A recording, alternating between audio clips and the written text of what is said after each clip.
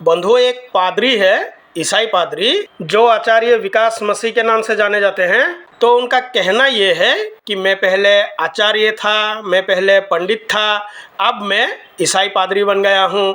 और उनके नाम से आपको हजारों वीडियो मिल जाएंगे, जिस वीडियो में ईसाईयत को मानने वाले लोग बार बार यही दावा करते हैं कि देखो, एक पंडित, एक आचार्य जो पहले सनातन धर्म का प्रचारक था, वो आज पादरी बन गया। तो इन पास्टर पादरियों ने समाज को गुमराह करने के लिए बड़ा ही झूठ का सहारा लिया। तो बंधुओं, ऐसे लोगों को जवाब देना हमारे लिए बहुत ज़रूरी है। आप लोग चैनल को ज़रूर सब्सक्राइब करें, वीडियो को लाइक शेयर करें। आइए आज के वीडियो को शुरू करते हैं। तो इन पास्टर पादरियों को हमारे सनातन शास्त्रों में परमेश्वर ही परमेश्वर दिखाई देता है, और वो परमेश्वर है बाइबल का यहोवा परमेश्वर। परंतु हमारे सनातन संस्कृति के अनुसार जिस चेतन ब्रह्म को ऑलमाइटी कहा गया है, सर्वव्यापक कहा गया है, जो निर्गुण निराकार होते हुए भी सगुण साकार है, भाई उनकी उपासना करने के लिए कहा गया है। उनसे इन पास्टर पादरियों को कोई मतलब ही नहीं। उनको मतलब है हमारी भगवत गीता से, हमारी वेदों से, हमारी उपनिषदों से। उनको यहोवा परमेश्वर की ज़रूरत होती है। भाई एक बार आओ तो सही, हमें दिखाओ हमारे उपनिषदों में जिस परमेश्वर की बात की गई है, क्या वो बाइबल का यहोवा है? एक बार दिखाओ हमें, उसके बाद हम विचार करेंगे। अगर आपका यहोवा परमेश्वर वहाँ दिख गया तो हम मान लेंगे। भाई हमारे सनातन शास्त्रों में जिस परमेश्वर की बात की गई है, वो इज़राइल देश का यहोवा गॉड है ही नहीं। भाई जिस परमेश्वर ने आदम को मिट्टी से बनाया और आदम की पत्नी को आदम की बाया पसली की एक टेढ़ी हड्डी से बना दिया, भाई वो परमेश्वर हमारी उपनिषदों में, हमारी भगवत गीता में है ही नहीं। एक बार आओ तो सही। तो विकास मसीह जी ने हमारी भगवत गीता की जो 18 अध्याय है और उसकी श्लोक संख्या 62 का रेफरेंस देते हुए उन्होंने कहा कि अर्जुन को भगवान ने कहा था, तू उस परमेश्वर के शरण में जा, तब तेरा उद्धार होगा। तो बंधुओं, जिस परमेश्वर की बात यहाँ की गई है वो है निर्गुण निराकार, जो मन से भी तीव्र गति से चलता है, जो चेतन है, जो कण कण में व्याप्त है, जिनसे कोई जगह खाली नहीं है। उनकी बात भगवान ने कहा, परंतु विकास मसीह जी ने क्या किया, इनको यहोवा परमेश्वर बना दिया। भाई हमारी भगवत गीता में यहोवा परमेश्वर कहाँ से आ गया? तो ये है श्लोक संख्या 62। आइए मैं आपको पढ़ के सुनाता हूँ। तमेव शरणं गच्छ सर्वभावेन भारत, तत्प्रसादात् परम शांतिम स्थानम प्राप्स्यसि शाश्वतम। हे भारत, तू सब प्रकार से उस परमेश्वर की ही शरण में जा। उस परमात्मा की कृपा से ही तू परम शांति को तथा सनातन परम धाम को प्राप्त होगा। तो मसीह साहब, ये सनातन परम धाम क्या है? क्या बाइबल में कहा गया है सनातन परम धाम है? भाई आपने जो कहा, यहाँ भगवान ने अर्जुन को उस परमेश्वर के पास जाने के लिए कहा था, वो परमेश्वर कौन है? हे अर्जुन, तू उस परमेश्वर की शरण में जा। क्योंकि हमारे सनातन धर्म में परमेश्वर की दो स्वरूप को माना जाता है, एक निर्गुण निराकार और एक सगुण साकार।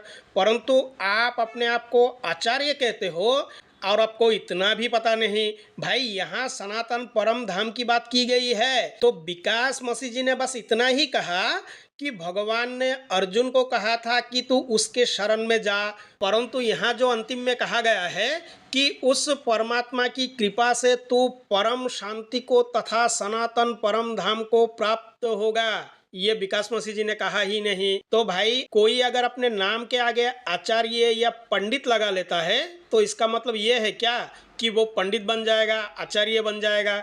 भाई आप में आचार्य का एक भी लक्षण नहीं है। ना तो आप गीता के श्लोक को पढ़ पाते हैं और ना ही वेदों के जो मंत्र आप पढ़ते हैं। भाई आपको कहाँ से मिलता है ये सब, आज तक हमें पता नहीं।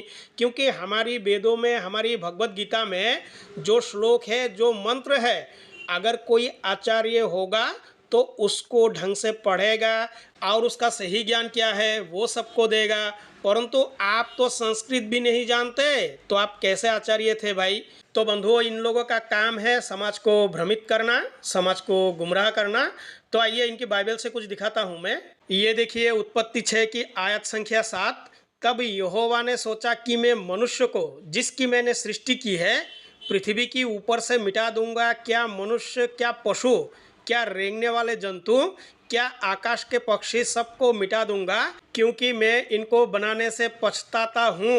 तो पहले यहोवा परमेश्वर को ये पता नहीं था कि मुझे पछताना भी पड़ेगा, परंतु यहोवा के अनुग्रह की दृष्टि नूह पर बनी रही।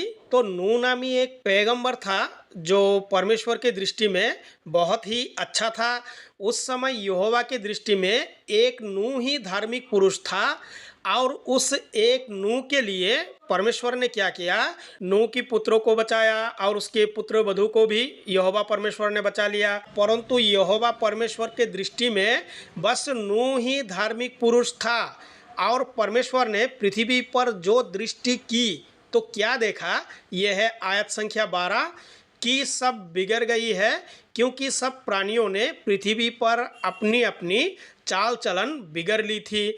तो यहोवा परमेश्वर ने पृथ्वी पर दृष्टि करके क्या देखा कि सब बिगड़ गई है और सब प्राणियों ने अपनी चाल चलन भी बिगड़ ली थी।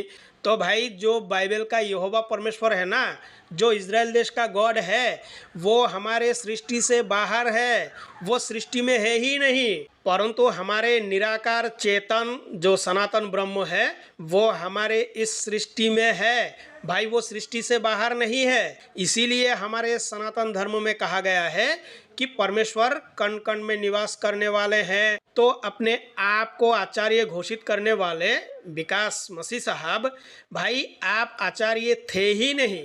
अगर आप आचार्य होते तो आप कभी भी बाइबल को ना अपनाते। तब परमेश्वर ने नूह से कहा सब प्राणियों को अंत करने का प्रश्न मेरे सामने आ गया है, क्योंकि उनके कारण पृथ्वी उपद्रव से भर गई है। भाई आज भी तो उपद्रव मचा हुआ है, क्या आज शांत हो गया है? इसीलिए मैं उनको पृथ्वी समेत नाश कर डालूंगा। इसीलिए तू गोफर वृक्ष की लकड़ी का एक जहाज बना ले, उसमें कोठरियाँ बनाना और भीतर बाहर से उस पर लार लगाना, मतलब उसको लेप देना। तो जिस तरह से यहोवा परमेश्वर ने नूह को यह आदेश दिया, उसी तरह से नूह ने भी एक जहाज बनाया, और इस ढंग से उसको बनाना। जहाज की लंबाई 300 हाथ, चौड़ाई 500 हाथ और ऊंचाई 300 हाथ। तो इस तरह से यहोवा परमेश्वर ने नूह को आदेश दिया था। तो नूह ने जहाज बना लिया था, और परमेश्वर ने नूह से ये कहा, और सुन, मैं अब पृथ्वी पर जल प्रलय करके सब प्राणियों को जिनमें जीवन का आत्मा है। देखिए, एक बार तो यहोवा परमेश्वर ये कहते हैं कि मनुष्य शरीर ही है, और यहाँ यहोवा परमेश्वर ने क्या कहा कि जिनमें जीवन का आत्मा है। भाई परस्पर विरोधी बातें तो बाइबल में है। आकाश के नीचे से नाश करने पर हूँ, और सब जो पृथ्वी पर है मर जाएंगे। तो यहोवा परमेश्वर ने जैसे नूह से कहा था, उसी तरह से नूह ने भी किया। तो बंधुओं, वीडियो को लाइक शेयर करें, हमारे चैनल को ज़रूर सब्सक्राइब करें। मिलते हैं अगले वीडियो में। धन्यवाद।